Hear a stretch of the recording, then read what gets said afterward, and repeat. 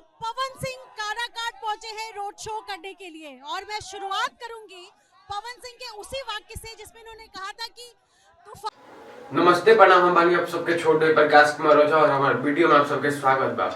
और फिर से एक नया वीडियो में लेके आ चुकल बानी पवन सिंह के काराकाट चुनाव जब लड़ा तारे पवन सिंह जब वो रोड शो खातिर निकल बड़े और मीडिया वाला उनका से क्या पूछा था क्वेश्चन आई वीडियो देखी जब मीडिया वाला पूछा था उनका लेका ये वाला वीडियो देखेगा। धन्यवाद।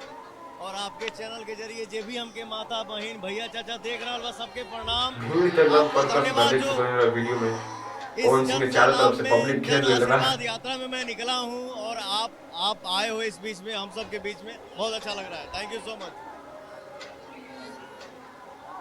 लोग आपके दीवाने हैं। पूरा हालात चारों तरफ से माला के चित्रा होगा एकदम वीडियो में ही। महिलाएं छत से आपको देखने के पावर लिए स्टार जलवा कायम घर की शादियां छोड़ी है आपको देखने के लिए। ये जो दीवानगी है ये क्या साबित करती है पवन?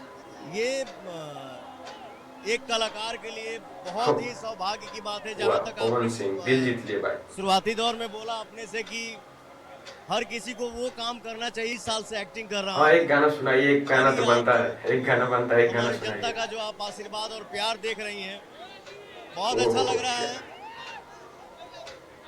सनहिया लगावल बहुत बात नहीं खे, नजरिया चुरावल बहुत बात होला।